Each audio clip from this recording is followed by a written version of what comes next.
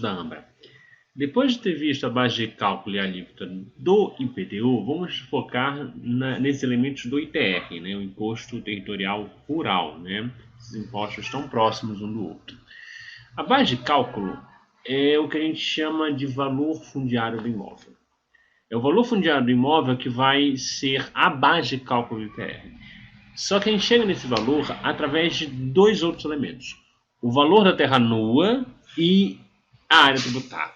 Tá?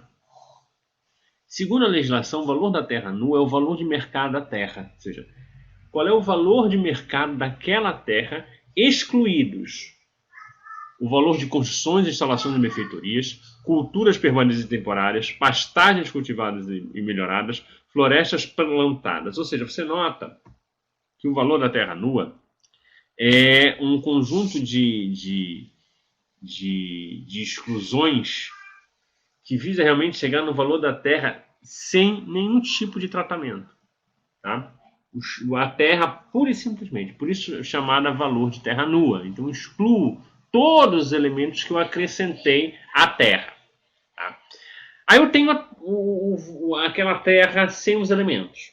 Bom, mas eu preciso saber qual área daquele imóvel, daquela terra nua, vai ser tributada.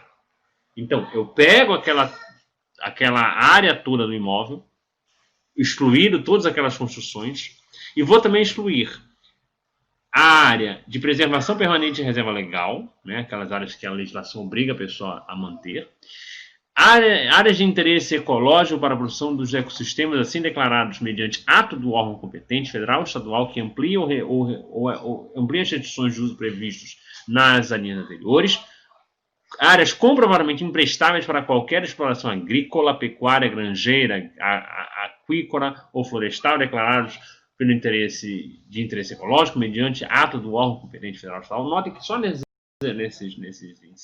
linhas eu vou da área total do imóvel, eu vou excluir aquilo que é destinado à preservação ambiental, o que não funciona para a terra. Continuamos. Áreas sob regime de servidão florestal, novamente questão de produção ambiental, sob regime de servidão florestal ou ambiental, novamente, cobertas por florestas nativas primárias ou secundárias em estágio médio ou avançado de regeneração, alagados para fins de constituição de reservatório de usinas hidrelétricas autorizadas pelo poder público.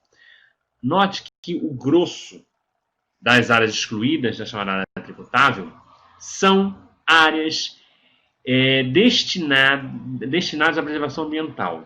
É uma forma que o legislador encontrou de evitar, ou melhor, estimular ainda mais a preservação.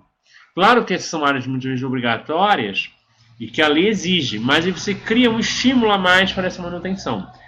Além de ter um quê de justiça fiscal aí dentro, por que eu vou tributar uma área que não é destinada à atividade rurícola? Né? Então, o ITR demonstra-se aqui um tributo que visa realmente a terra rural, a terra destinada à atividade agropecuária, agroindústria. Aí você tem, então, esses elementos compostos. Você tem o valor da terra nua, tá? Multiplicado pelo quociente da área tributável, tá? Então você nota que eu tenho que fazer essa composição, ou seja, eu tiro da terra os elementos que não são naturais dela. Tenho, obviamente, aí a área total da fazenda, menos as áreas que legalmente não são tributáveis. E aí eu consigo ter aquela área restrita, sem os elementos humanos, como o valor da terra tributável. Tá? Todas essas informações são fornecidas pelo próprio contribuinte. O próprio contribuinte fornece essas informações. E nós temos alguns documentos. Documento de Informação e Atualização Cadastral do ITR, o DIAC. Né? Ele coleta informações cadastrais do imóvel rural e de seu titular. Tá? É um documento que todos devem manter atualizados, então pode ter pena de multas. Inclusive, fazendas imunes devem respeitar e atender essa dever instrumental. Lembrando que o fato da pessoa ser imune ou isenta não afasta deveres instrumentais. Tá? Nós também temos documento de informação e apuração do ITR, né? Onde eu vou informar o valor da terra nua do imóvel a fim de viabilizar a apuração do imposto. Tá? Notem que é um tipo de documento feito por homologação, ou seja, o contribuinte faz todo o processo, toda a informação e paga. Tá? Restando ao fisco apenas fiscalizar. E, identificar ilegalidade, o fisco pode promover o lançamento de ofício. Tá? Então, o primeiro documento é um documento de cadastro. Esse documento aqui, o DIAT, é um documento voltado para o pagamento do tributo. Bom? Alíquotas. A Constituição determina que alíquotas progressivas e proporcionais em razão do grau de utilização da terra, a fim de estimular propriedades improdutivas. Então, novamente, nós temos um tributo que visa o bom uso da propriedade. Bom? O artigo 34 do Decreto 4382 de 2002 traz uma tabela, a gente não vai aqui pormenorizar demais, mas que mostra a relação de uso da terra e tal para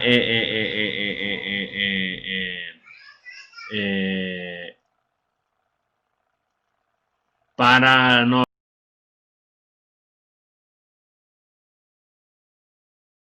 Então, essas tabelas, essa tabela do decreto 4382, ele faz uma proporção entre o tamanho da terra e o grau de utilização dela. Quanto menor a terra e maior a produtividade, menor será a alíquota. Quanto maior a terra e menor a produtividade, maior a alíquota. A alíquota pode chegar até mais ou menos 20% de tributação.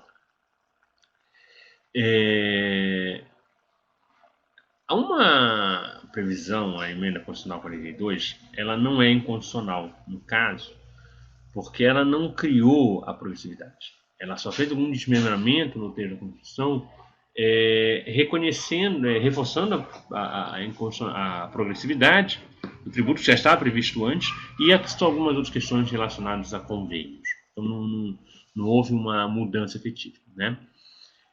Cabe desapropriação se a terra não atender a função social, logo não há vedação a alíquotas confiscatórias nesse caso. Né? Então, como a própria Constituição já prevê desapropriação por descumprir a função social, e a Constituição diz o que é, e o uso adequado da terra é uma delas, ora, não há nenhum problema de um ITR confiscatório. Porque o ITR confiscatório, na verdade, o ITR muito pesado quer que haja bom uso da terra. O artigo 136 da Constituição diz o que é a terra, o que é a função social da propriedade rural. Ou seja, é aquela que aproveita racionalmente e adequadamente o solo, os seus recursos naturais, preserva o meio ambiente, tá? Observa todas as normas trabalhistas. Trabalho escravo gera confisco da terra. E a exploração que favorece o bem-estar dos proprietários dos trabalhadores. Então, notem que o ITR ele é progressivo não só por uma questão fiscal, mas por uma questão, na verdade, essencialmente extrafiscal. Ou seja, conseguir com que as terras rurais sejam produtivas, respeitem o meio ambiente e as leis trabalhistas. Por isso, terras improdutivas terão alíquota menor. E a produtividade está também relacionado com preservação ambiental e uso correto e respeito